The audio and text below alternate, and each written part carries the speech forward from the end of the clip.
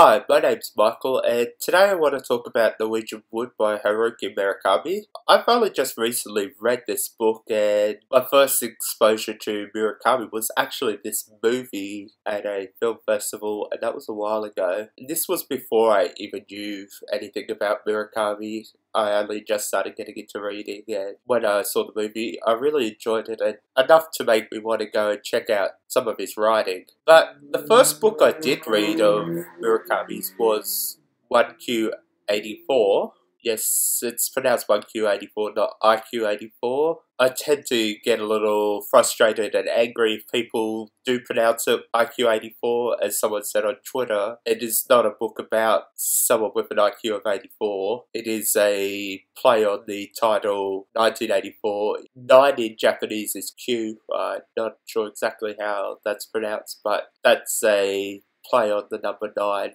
So it sounds very similar to Q, and that's where the title 1Q84 comes from. The second book I actually read of Murakami's was what I talk about when I talk about writing, and I'm not actually sure why I decided to read that book, but it sounded like something different, and I'm not a runner, so it was a weird choice, but I really enjoyed his passion, and that did actually make me want to go read more of Murakami's books. And eventually I read Hard-Boiled Wonderland and The End of the World. And I really enjoyed the magical realism in that book.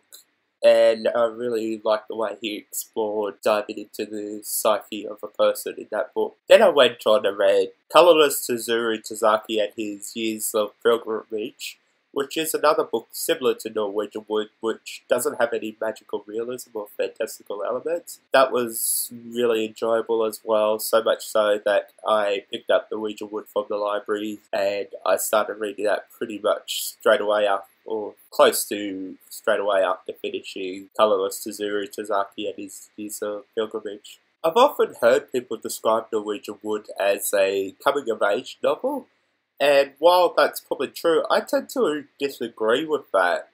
The book starts off with Toru Watanabe, and he is 37 when he hears the cover version of Norwegian Wood. It takes him back in nostalgia, and he remembers his years in college where his best friend committed suicide, and the relationship he developed with his best friend's girlfriend after his suicide.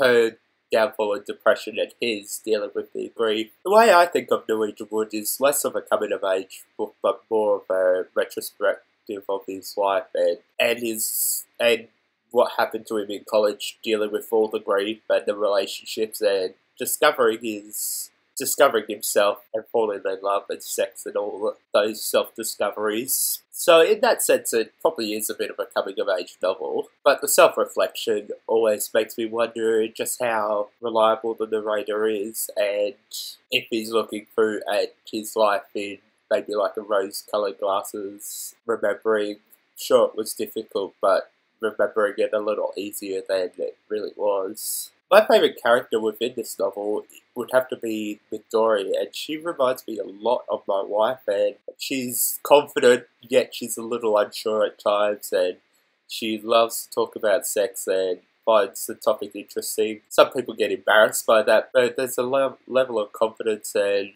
openness about her that I love, and because she reminds me of my wife a lot, that does obviously help my enjoyment of the character.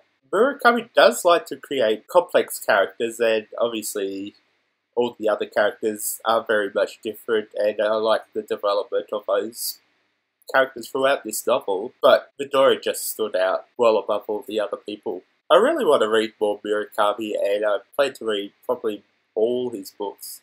I do need to rewatch Norwegian Wood now that I've finished the book. I didn't remember much of the movie when I was reading the book, but slowly it started coming back as the plot started to reveal itself, and I remembered the images and scenes from the book slowly. But that's my thoughts on Norwegian Wood. I love the book, and I can't wait to read more Murakami. I love the way he deals with psychological themes. Like, this book really had a lot to do with grief and memory, and all these other books deal with those with psychological themes, and I like how he uses magical realism to dive into the mind and explore what's going on within the mind a little bit. So I'm not sure what book to read next, but if you'd like to leave some suggestions, I'm thinking of reading Kafka on the Shore as my next book, but feel free to leave me suggestions of what I should read. That is it for me for this review. I hope it makes sense, and if you want to find me, I'm normally on Twitter and Goodreads, and I'm always willing and wanting to talk about books. Thank you for watching.